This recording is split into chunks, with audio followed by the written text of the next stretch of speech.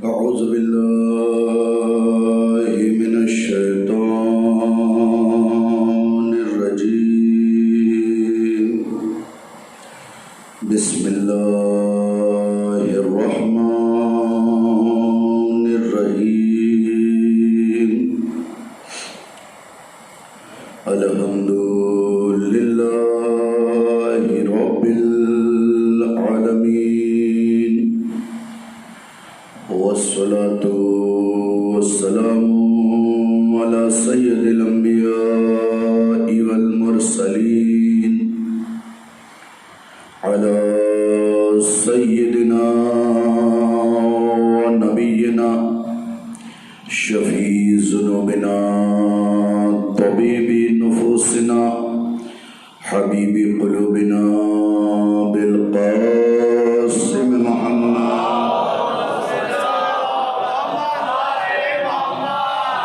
وآله الطيبين الطاهرين المعصومين المظلومين ولعنة الله على أعدائهم أجمعين غاصبي حقوقهم ومنكري فضائلهم ومناقبهم وعطشهم أما بعد فقد قال عباس بن علي السلام بسم الله الرحمن الرحيم واستشفى بمهده ثلثي الصلوات جماعة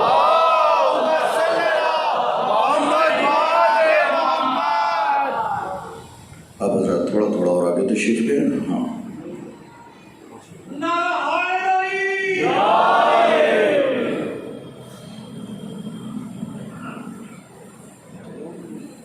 ایک اور صلوات عنایت فرما دیں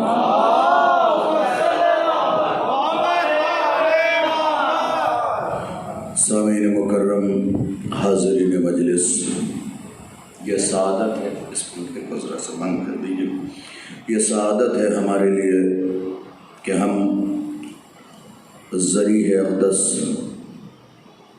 کے قریب جمع ہوئے ہیں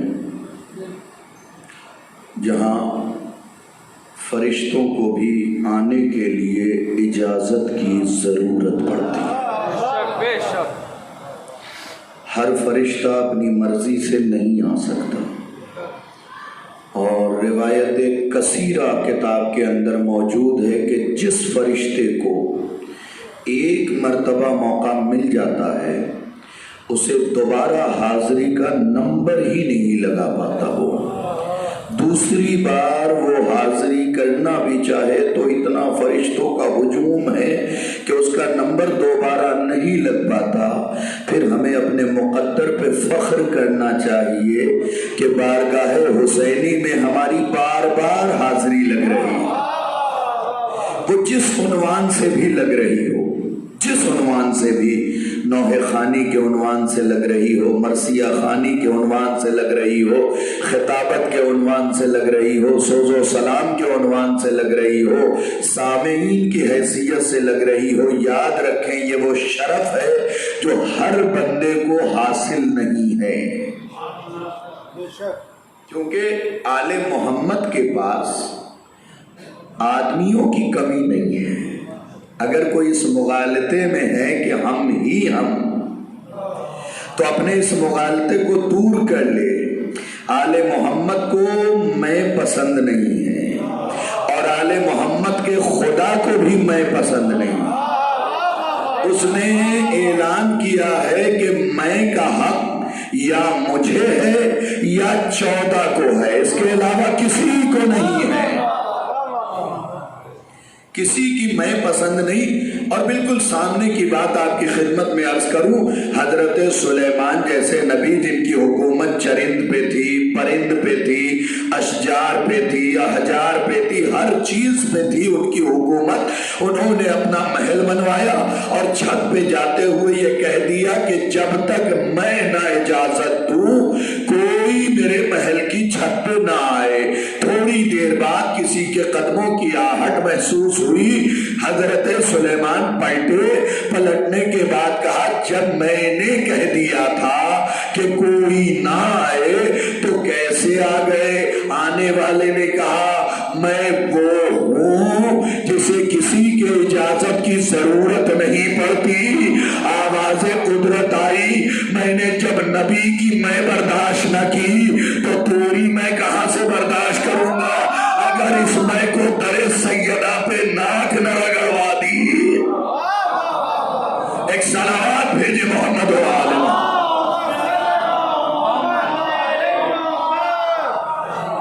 میں کسی کی بھی خدا کو برداشت نہیں ہے. یہ نہ کہیے گا کہ میرا نوحہ،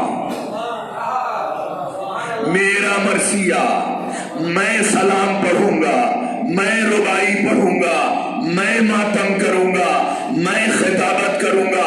کل شب میں بھی بتایا ہے کہ یہ میں میری وجہ سے نہیں ہے.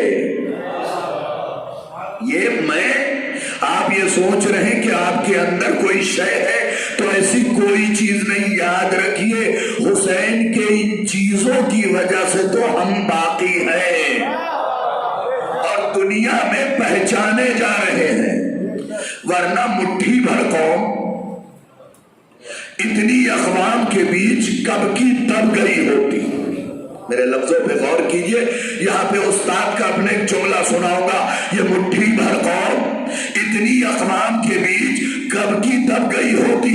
وہ آگے فرماتے تھے تبھی اس لیے نہیں کہ جب 9 لاکھ سے سرے حسین نہ دبا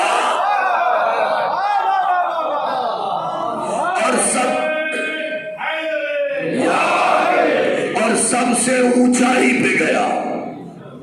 یہ تعجب نہ کرنا کہ سرے حسین بولا کیسے، کیونکہ اہل سنت کتابوں میں بھی یہ واقعہ لکھا ہوا ہے کہ رسول اسلام نے ایک بار اپنے بال کٹوائے.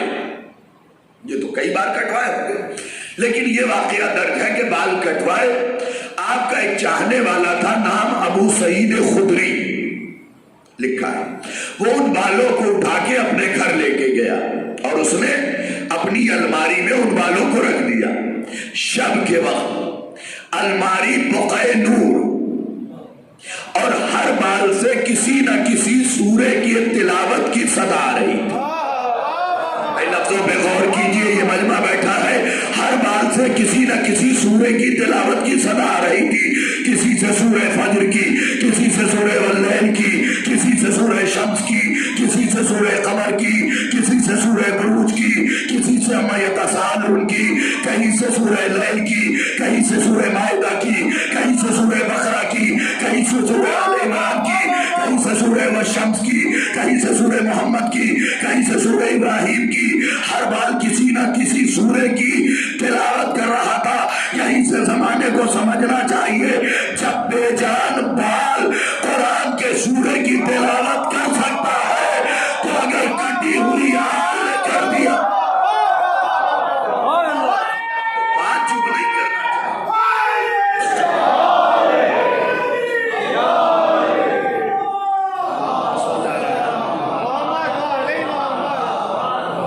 عمران صاحب قبلہ، میں کل شب میں یہ سوچ رہا تھا کہ ذریعہ اقدس کے قریب پڑھا کیا جائے تو پھر سوچتے سوچتے ذہن میں یہ بات آئی کہ جسے حسین نے پہلی بار اپنے کرم کا دائرہ دکھایا اسی فطرس کا تذکرہ کر دیا جائے کہ حسین کل بھی پڑھ دے رہا تھا، آج بھی پڑھ دے رہا ہے. اب یہ الگ مسئلہ ہے کہ فطرس پڑھ لے کے اڑ گیا، ہم زمین پہ ہی رہ گئے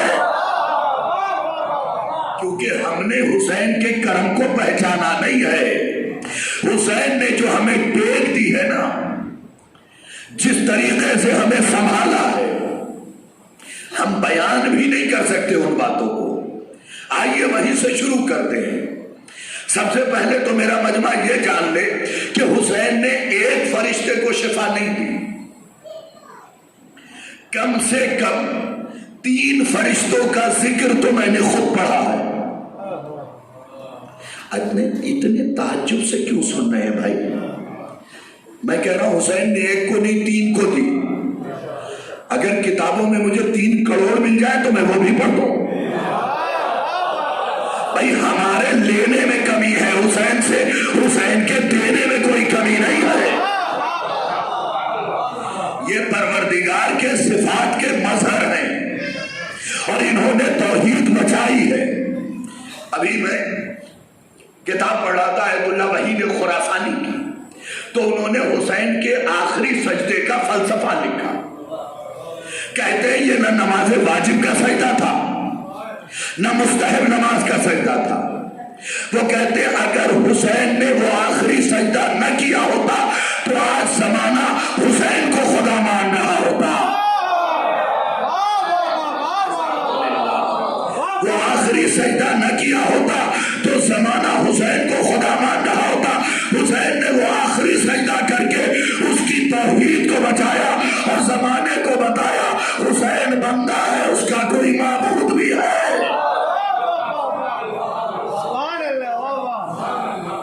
وہ آخری سجدہ توحید کی بقا ہے، ورنہ جن امتحانوں سے حسین گزرے ہیں زمانہ حسین کو خدا کہہ دیتا. وہ آخری سجدہ کر کے حسین نے توحید بچا لیا کہ دیکھو میری سجدے کو یاد رکھنا. ہمارے اختیار سے کہیں ایسا نہ ہو کہ تمہارا کلیجہ تمہارے سینہ کی پٹیوں کو توڑ کے باہر نکل آئے. ہمیشہ یاد رکھنا ہم مردے جلا سکتے ہیں، ہم بھوکے کو کھانا کھلا سکتے ہیں، ہم آسمان سے ستارے توڑوا سکتے ہیں، ہم چاند کے ٹکڑے کر سکتے ہیں، ہم سورج پلٹا سکتے ہیں.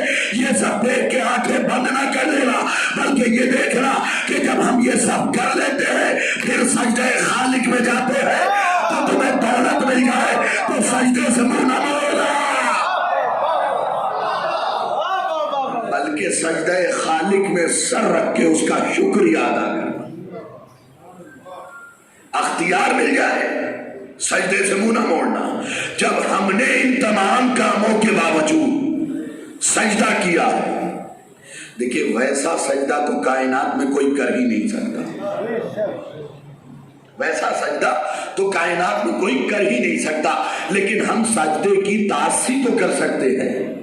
اگر سجدوں کو کبھی نماز پڑھانا پڑے تو کم سے کم حسین کا سجدہ امام بنے. آج توجہ کیا ہوتا اور ہمارا سجدہ اس سجدے کے پیچھے رہے تاکہ امام اور ماموم کا حق ادا ہوتا رہے. تو اپنے سجدوں کو خالص رکھیے. تو 3 فرشتے جن کا تذکرہ ملتا ہے، ایک فرشتے کا نام ہے فطرس جو آپ جانتے ہیں، دوسرے کا نام ہے سلسائیل. یہ فرشتہ بھی حسین کے جھولے سے شفا پا کے گیا. تیسرے فرشتے کا نام ہے دردائیل.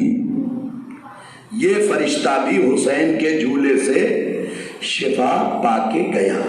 چلیے تھوڑی دیر کے لیے ہم پیچھے کی طرف چلتے ہیں، انبیاء کے تاریخ کی طرف. عمران صاحب موجود ہیں، قبلہ تصدیق کریں گے. انبیاء کے تاریخ کی طرف چلتے ہیں. میں نے خود اپنی آنکھوں سے پڑھا کہ ایک نبی ہے جس کا نام ہے نوح.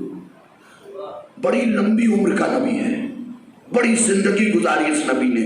روزانہ جناب والا تبلیغ کرتے تھے اپنی قوم کو. قوم پتھر مار کے زخمی کر دیتی تھی اور اتنے پتھر مارتی تھی کہ پتھروں میں دب جایا کرتے تھے. یہی لکھا ہوا ہے. پھر شام کے وقت ایک فرشتہ آتا تھا، آ کے ان پتھروں کو ہٹاتا تھا، اپنا پر مس کرتا تھا، نوح نبی کو شفا مل جاتی تھی. اب بھی تم نبیوں کو حسین کے مقابلے پہ لاؤ گے؟ بھائی نبی کو ہے جسے فرشتے کا پر شفا دے، حسین کا جھولا ہے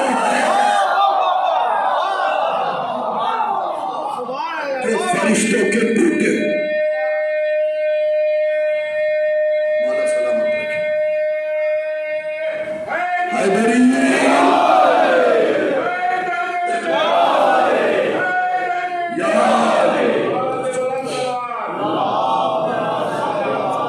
فرشتوں کا پر جسے شفا دے وہ نوح نبی، اور ٹوٹے ہوئے پر جس کے جھولے سے مل جائیں.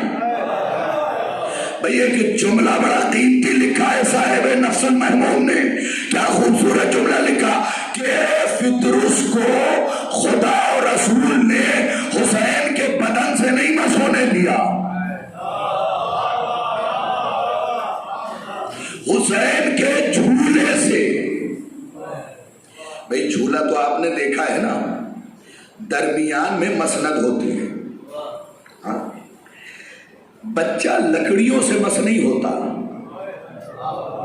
مسند سے مس ہوتا ہے. لیکن زمانے کو محمد عربی نے بتایا کہ دیکھو میرا حسین مسند پہ ہے. کافی دور وہ لکڑیاں ہیں، مگر ان دور لکڑیوں سے بھی اگر فرشتہ مسو تو شفا مل جائے گی. تم بھی یقین رکھو، بھلے حسین کی زری بہت دور ہو، لیکن اگر حسین سے منسوب ہو گئی ہے تو یہ تمہیں شفا دے دے گی. یہ تمہارے یقین کے اوپر ہے، یہ تمہارے ایمان کے اوپر ہے، یہ تمہاری معرفت کے اوپر ہے کہ تم حسین سے نیت میں کتنے قریب ہو. ہم ہند میں رہتے ہیں تو کیا ہوا، حسین سے دور تھوڑی ہے. ہم حسین سے دور نہیں ہیں، کیونکہ مخبر صادق امام جعفر صادق علیہ السلام کی حدیث. عمران صاحب اگر یہ عزادار اس حدیث پہ بھی خوش نہیں ہوئے تو میں نے یہیں سے مصائب شروع کر دینا ہے. آگے فضیلت کا کوئی بھی جملہ نہیں پڑھوں گا. مخبر صادق علیہ السلام فرماتے ہیں کہ جیسے ہی کوئی زائر میرے جد حسین کے روضے کے قریب جاتا ہے پھر اس کے دل میں حسین کی قبر بن جاتی ہے. لازمۃ للہ، لازمۃ للہ. تو تمہارا قلب قبر حسین اٹھائے ہوئے ہے، کوئی ایسا ناکام نہ کر دینا کہ حسین اس قبر سے نکل جائے. صلوات بھیجے نا محمد والے. کوئی ایسا فیل نہ ہو جائے کہ حسین ہمیں رخصت کہے. ہمیشہ یہ دعا مانتے رہو. بلکہ صاحب نفس المحموم تحریر فرماتے ہیں کہ جب کوئی حاجت حسین سے ہو تو حسین کو فطرس کا واسطہ دو. غور نہیں کیا آپ نے؟ ہاں، اس لیے بھی نہیں کیا کہ ابھی مرشد آباد میں قبلہ مرزا عمران صاحب کوئی بابا اپنا خیمہ لگا دے اور جوتیاں گھس جائیں حاجات کی تعویذ کے لیے، تب قدر ہوتی. میں نے ضمناً آپ کو بتایا کہ کبھی کوئی حاجت ایسی پڑ جائے جو پوری نہ ہوتی ہو، حسین کو فطرس کا واسطہ دے دو. بھائی کچھ تو ایسا کیا ہوگا فطرس نے کہ حسین نہیں ٹال رہے ہیں. کاش توجہ کیا ہوتا. جو آپ نے سن رکھا ہے وہ سنانا مقصود نہیں کہ بالوں پر لے لیے گئے. یاد رکھیے 2 فرشتہ واپس گیا ہے، سلسائیل دردائیل. فطرس جا کے آیا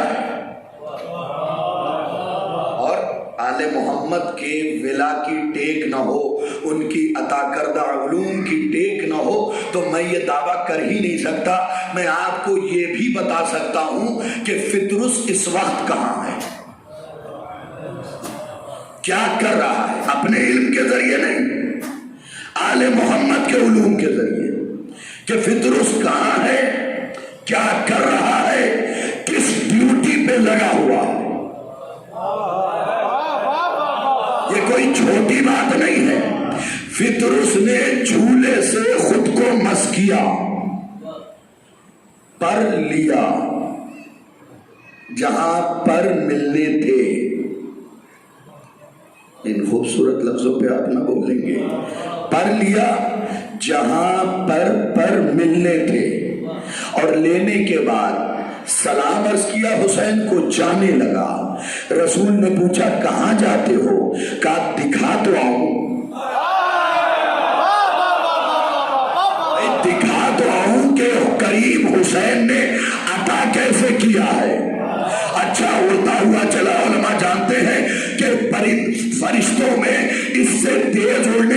فرشتہ خدا نے خلق ہی نہیں کیا تھا، یوں پر مارے اور سنگ سے فرشتوں کے بیچ، اور وہاں جا کے پھر وہی کہا من مثلی، فرشتوں نے کہا الگ ہٹو، یہ پھر غرور کر رہا ہے کہ پورا جملہ تو سن لو، من مثلی انا عتیق الحسین، میرے جیسا کون، میں حسین کا آزاد۔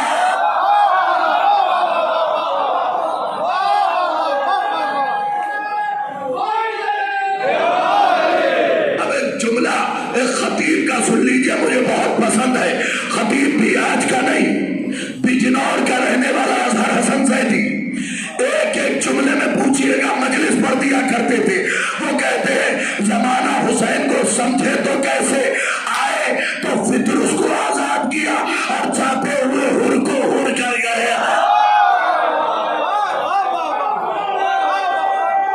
ہر کو ہر کر گئے۔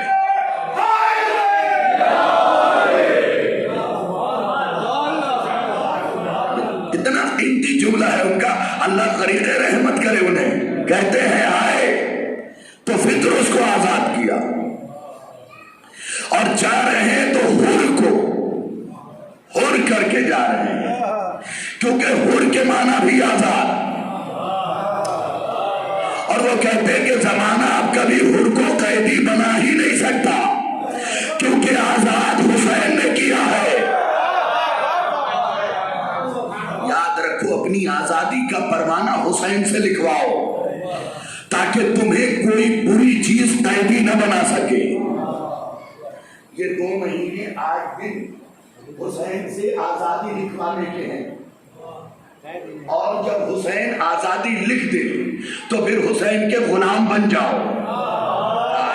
جو کیا ہوتا یہی تو سمجھانا چاہ رہا ہوں، پہلے حسین سے آزادی لکھواؤ پھر حسین کے غلام بن جاؤ، تاکہ قیامت تک علیہ السلام کا تمغہ پیشانی پہ سجا رہے۔ بھئی ہم وہ قوم ہے ہی نہیں، ہم نے شروع سے علیہ السلام مانا ہے، ہمیں لوگوں میں سے رضی اللہ ڈھونڈنے کی ضرورت نہیں ہے۔ پیشانی پہ علیہ السلام کا تمغہ سجا ہوا۔ ایک بڑی اہم بات، چونکہ آزادی کی بات نکلی ہے اس لیے بیان کیے دیتا ہوں۔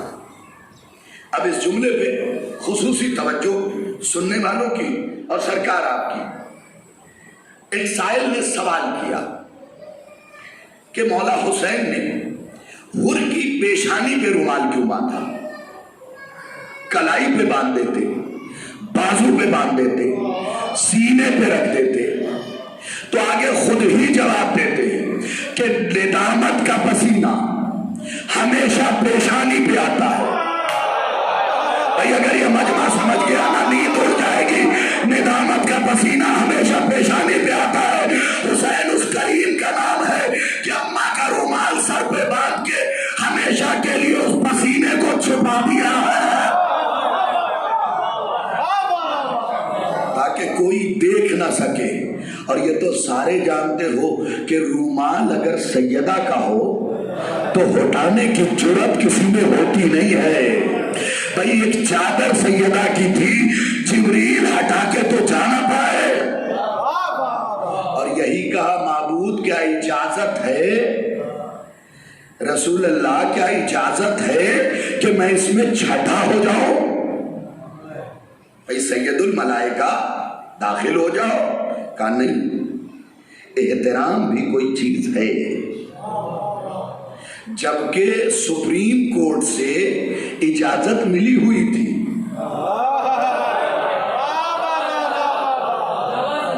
اس کے باوجود اجازت لینا یہ بتاتا ہے کہ چاہے وہاں کی اجازت ملی ہو، ان کے احترام کو نہ بھولنا، کیونکہ اگر انہوں نے منع کر دیا تو وہاں سے بھی کراس کا نشان، تو حضرت فدرس وہاں پہنچے، پر دکھائے، پھر واپس وہیں پر آئے، پھر واپس وہیں پر آئے۔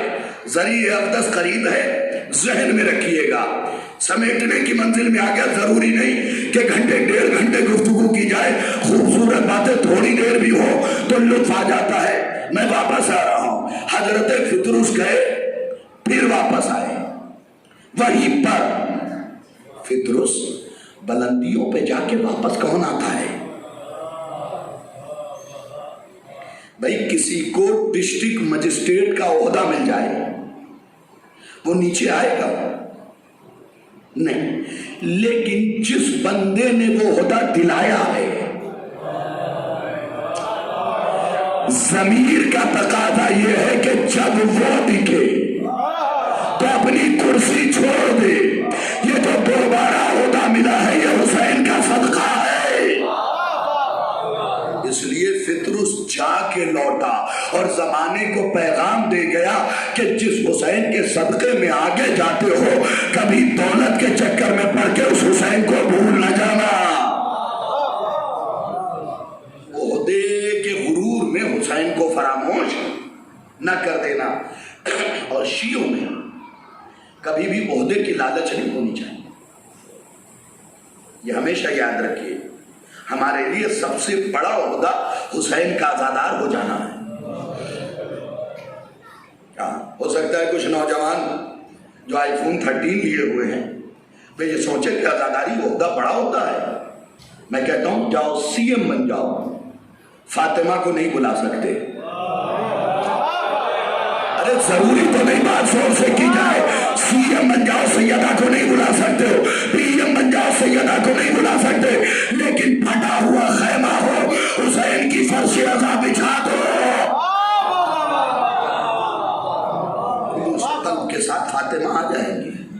तो होता वो बड़ा जो हुसैन की वजह से मिले। हमेशा याद रखिए, जिसमें आप बीबी को बुला सके तो गया, फिर वापस आया। फितरुस वापस आ गए।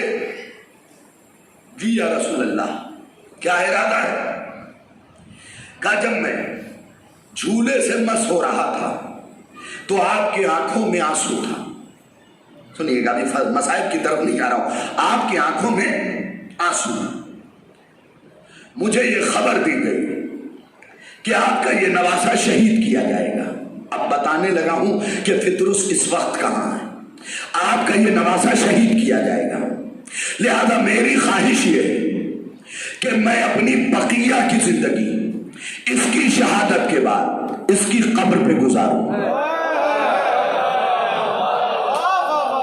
मेरे दोस्तों, खुदा की कसम, ये फिक्रा तुम्हें याद रह जाएगा। इसकी शहादत के बाद इसके कब्र पे गुजारूं। ठीक है फितरुस, अगर तुम्हारी ख्वाहिश यही है तो इसे पूरी की जाएगी। गुजार लेना अपनी बची हुई जिंदगी, जब तक हयात से रहो, इसकी कब्र पे। इजाजत मिल गई। पूछा करोगे क्या? अब ये फिक्रा सुनने का है। मैं 1000 अशरे पढ़ूं या ये मुकालमा गुफ्तगू जो फितरुस और रसूल के बीच हुई है, करोगे क्या? पहला शरफ क्या हासिल किया? कब्र हुसैन पे रहना। तो अब रहोगे तो करोगे क्या? कहा या रसूल अल्लाह, जो भी हुसैन के लिए इतना सा भी काम करेगा, मैं उस काम को लेके आपकी कब्र मुबारक पे आऊंगा। इमरान साहब, अब मेरा हक है या नहीं कि मैं इस जमाने को बताऊं कि फितरुस ने वादा क्या लिया? मैं कब्र हुसैन पे रहूंगा। और इस वक्त फितरुस तुम्हारे दरमियान में है, क्योंकि तुम हुसैन के लिए बैठे हो।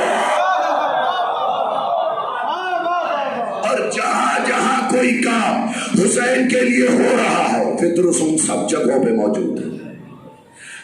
फितरुस उन सब जगहों पे मौजूद है। बहुत से लोग ताज्जुब से देख रहे हैं। एक फितरुस, इमरान भाई, सारी जगहों पे मौजूद। भाई ये हुसैन का आजाद करदा है, जो अली के घर का नौकर है, मलिकुल मौत। एक वक्त में लाखों जगह रूह भी कब्ज कर रहा है, आमार भी देख रहा है, माँ बाप भी तलाश कर रहा है। तो जब ख्वाब इनकी मंजिलत ये है, तो जिसमें हुसैन का करम हो।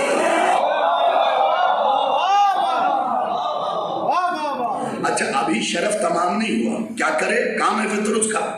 तुम छोटा सा भी कोई काम करो हुसैन के लिए, वो उसे लेके खुदा और रसूल की बारगाह में پیش ہو جاتا ہے۔ اچھا یہیں پہ بات تمام ہو جاتی تو میں بھی تمام کر لیتا، میرے رونگٹے کھڑے ہیں، ذریعہ اقدس قریب ہے۔ مولا حسین ہم سب کی شفاعت فرمائے اور اپنا کرم دنیا و آخرت میں بنائے رکھے۔ آمین تو کہہ لیا کرو۔ یہ اس میں کوئی پیسہ خرچ ہوتا ہے؟ مانگنے والا میں ہوں، دینے والے حسین ہیں، آمین بھی نہیں کہا جا رہا ہے۔ مطلب اتنی کنجوسی بھی اچھی نہیں ہے، کیونکہ مولا نے فرمایا کہ جس کے دل میں بخل ہے وہاں علی نہیں ہے۔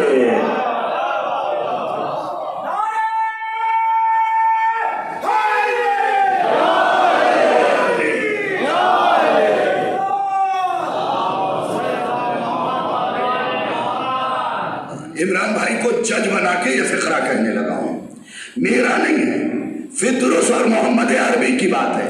چھوٹا سا بھی کوئی کام کرے، اور یوں تو حسین کا کام کوئی چھوٹا نہیں ہوتا۔ حسین نے کیا کیا ہے پہلے یہ سمجھ لو۔ تم یہ سوچتے ہو یہ فرش ادا چھوٹی چیز ہے، جاؤ شیخ جعفر شوستری کی کتاب پڑھو، انہوں نے لکھا کہ غریبوں کی عزت رکھی ہے حسین نے اپنی فرش ادا کے ذریعے۔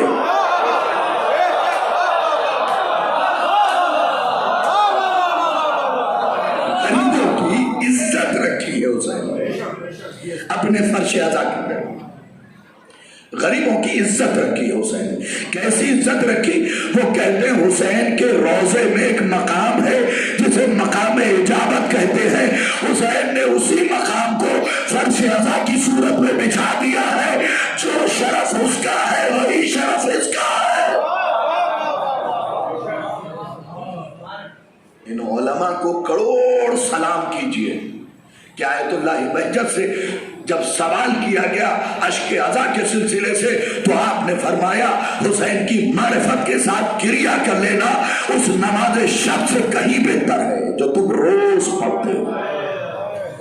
آئیے وہ فضیلت سناؤ اور بات سمٹ گئی۔ جب آنکھوں میں آنسو آ جائے پھر زیادہ آگے تک نہیں جانا چاہیے، صرف دو فضیلت سن لیجئے۔ چھوٹے سے چھوٹا کام جب کوئی کرتا ہے فطرس اسے لے جا کے خدا اور رسول تک پہنچا دیتا ہے کہ یہ حسین کے عزاداروں نے، حسین کے چاہنے والوں نے کام انجام دیا۔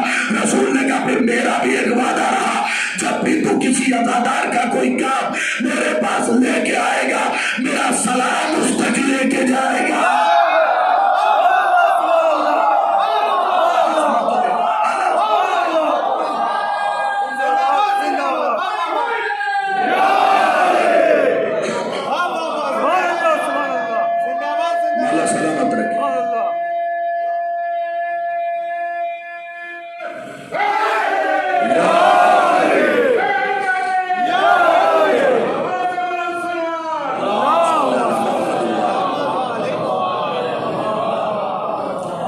میرا بھی ایک وعدہ رہا، ابھی انعام سرکار دو ہے، ابھی تو میں نے ایک ہی پڑھا، دوسرا انعام بھی سن لیجئے۔ کیا کہا؟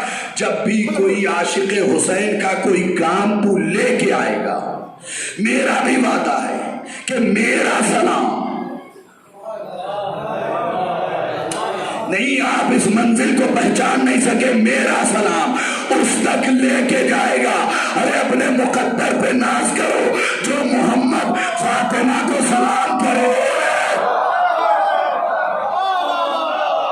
حسین نے تمہیں اس منزل پہ پہنچا دیا ہے کہ وہ محمد تمہیں سلام بھجوا رہا ہے۔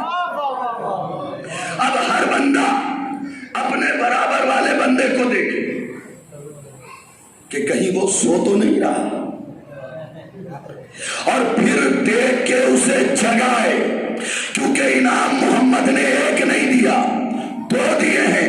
کہ جو کام لے کے آنا اس تک میرا سلام پہنچانا اور اس سے جا کے کہہ دینا جہاں میں رہوں گا وہی وہ رہے گا۔ صلوات بھیجے محمد و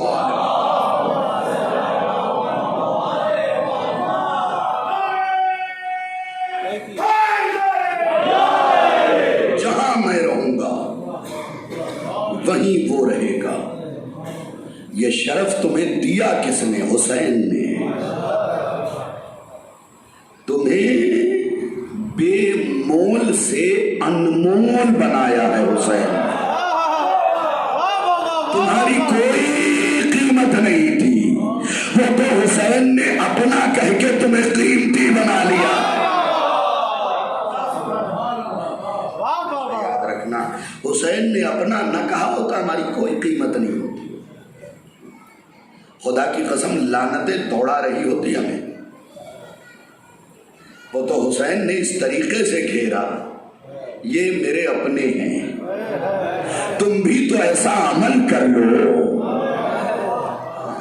मजलिसों में सियासत नहीं होनी चाहिए, ये हमेशा याद रखना।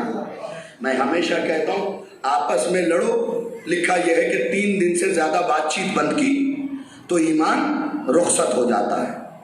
लेकिन अगर दूसरे दिन जिससे लड़ाई हुई है उसने अपने घर मजलिस रख ली और तुम नहीं गए तो अब ये समझ लेना तुम्हारी दुश्मनी हुसैन की सरहद में दाखिल हो गई है। समेटो अपनी दुश्मनियों को। मजलिस हुसैन किसी की जागीर नहीं, वो कोठी में हो, दीवान खाने में हो, किसी के मकान में हो, किसी के खैमे में हो, शाहराह पे हो, गली में हो, कूचे में हो, मजलिस हुसैन में जरूर जाओ। और मजलिस कोई छोटी बड़ी नहीं है।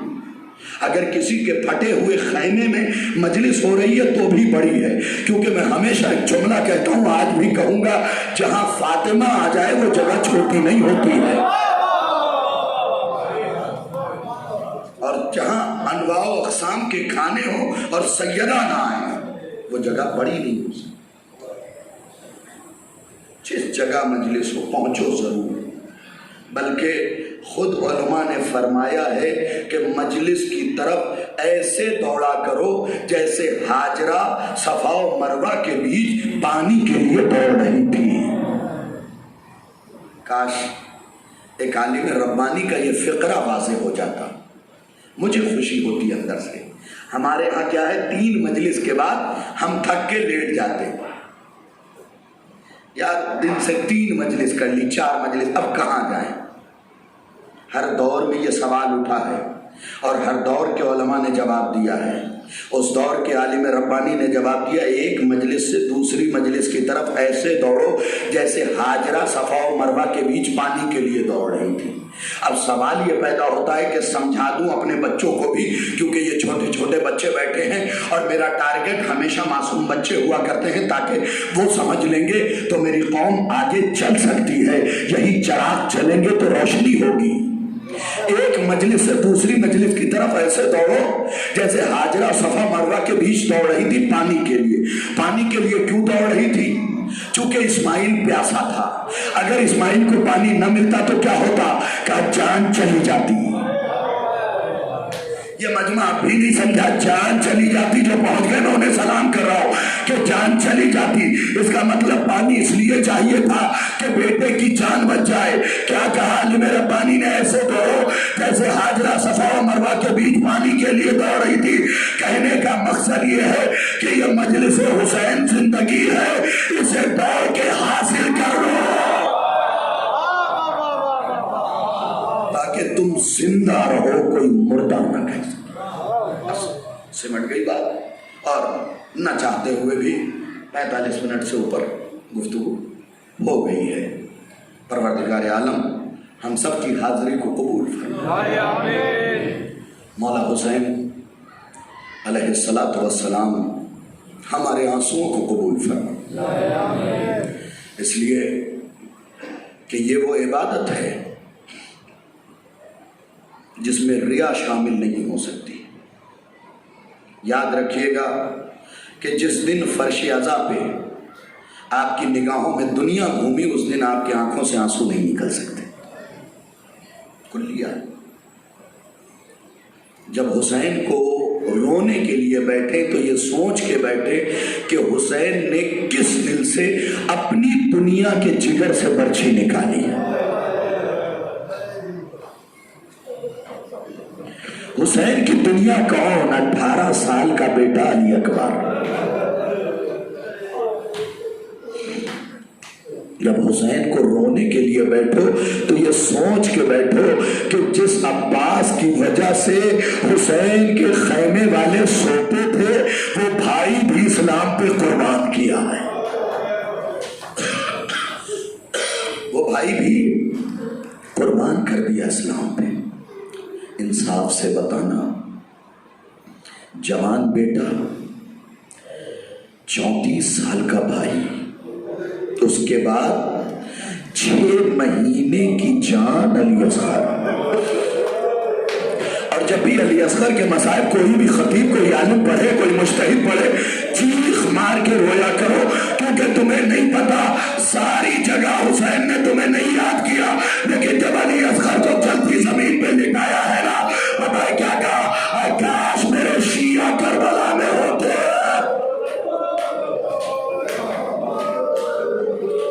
تمہیں اس مقام پہ یاد کیا ہے، کاش میرے شیعہ تم کربلا میں ہوتے تو تم دیکھتے کہ میں علی اصغر کے لیے کیسے پانی مانگ رہا تھا۔ میں اس کیسے کو سمجھ نہیں پایا تھا۔ نجف اشرف گیا، میرے عزیز دوست نے ایک عالم سے ملوایا، میں نے اس سے کہا میرا سوال بس یہ ہے، ان سے پوچھو کہ اس کیسے کا مطلب کیا ہے، کچھ تو ایسا ہوا ہوگا جس کی وجہ سے حسین نے تمہیں یاد کیا ہے کہ میرے شیعوں کاش تم ہوتے تو دیکھتے کربلا میں علی اصغر کے لیے کیسے پانی مانگ رہا تھا۔ انہوں نے کہا میں تفصیل تو نہیں بتا پاؤں گا، بس یہ یاد رکھنا حسین نے گھٹنے زمین پہ رکھے اور رکھنے کے بعد فریاد کیا، اے فوج اشتیا،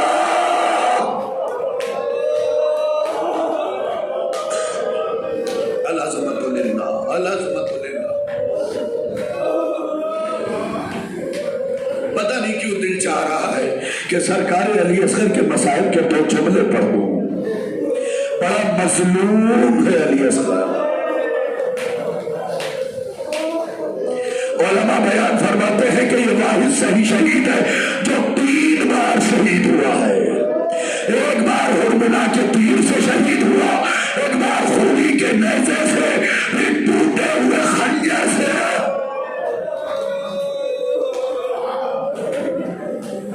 مجھے نہیں معلوم، ایک جملہ علامہ حافظ کفایت حسین صاحب کا پڑھنا چاہتا ہوں، وہ سن لو، رونے کے لیے کافی ہوگا، اللہ اس کا ثواب بھی انہی کے نام اعمال میں لکھوا۔ سرکار اگر تمہارے بدن میں 1 دن کے لیے پانی کا داخلہ روک دیا جائے نا تو ماہر ڈاکٹروں سے پوچھنا ہڈی 25% کمزور ہو جائے گی۔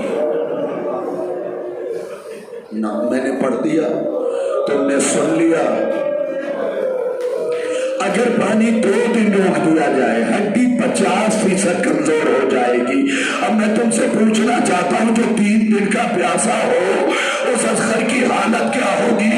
ایک طرف سے ہرملا کا تیر، ایک طرف سے حسین کا بازو، درمیان میں سر علی اصغر۔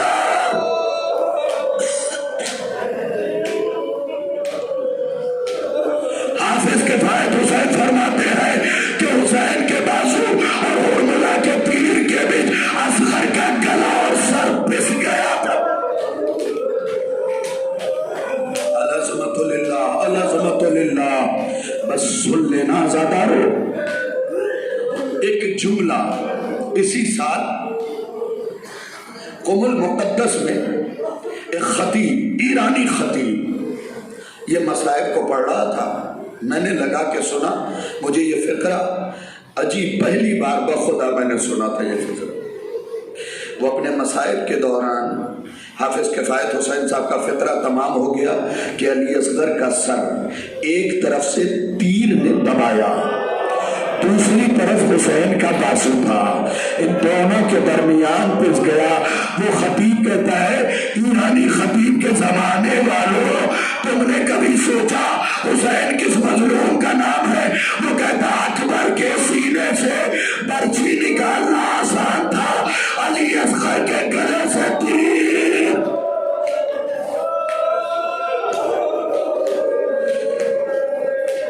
علی اصغر کے گلے سے تیر نکالنا مشکل تھا کیونکہ علی اصغر کے بدن سے زیادہ وزن تیر کا تھا۔ اللہ ان آوازوں پہ رحمت نازل کرے۔ بس آخری فقرہ سمجھ تو گئے نا، ایک طرف بازو حسین، ایک طرف تیر کا زور، درمیان میں سر علی اصغر پسا گیا۔ وہ کہتا ہے کہ علی اکبر کے سینے سے برچی نکالنا آسان، علی اصغر کے گلے سے تیر نکالنا مشکل۔ عجیب جملہ کہہ گیا کہ خون پوری طاقت سے نرم زمین میں نیزہ مار رہا تھا، تو نیزہ سینے اصغر پہ لگا، ہڈیاں باقی نہ رہی۔ عجب نہیں اصغر نے آواز دیا ہو، دادی تیری پسلیاں بھی ٹوٹی، میرے سینے کی ہڈی۔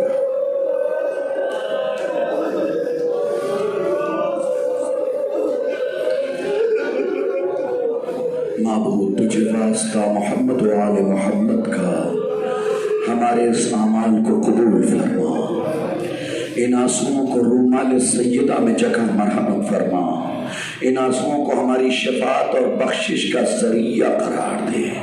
اے میرے اللہ، ہم سب کی حاضری جس طریقے سے ذریع کے قریب آپ نے لکھوائی ہے میرے معبود، اسی طریقے سے ہم سب کو ذریع حسین کے قریب پہنچا دے جو کربلا معلیٰ میں موجود ہے۔ میرے اللہ، ہم سب کو کاظمین، سامرہ، جنت البقیع، جنت المعلیٰ، مشہد مقدس، نجف اشرف، کربلا معلیٰ، ہر عتبات عالیہ کی زیارت کے شرف سے مشرف فرما۔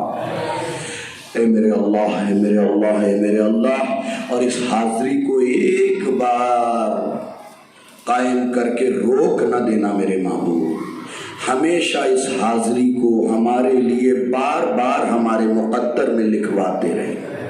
اے میرے اللہ، تجھے واسطہ محمد و آل محمد کا، ہمارے درمیان سے بغض، حسد، کینے کو مٹا دے، ہمیں عزاداری حسین منعقد کرنے کی توفیق دے۔ اے میرے اللہ، ہم دنیا و آخرت میں جناب سیدہ کے کرم کے سائے میں رہیں۔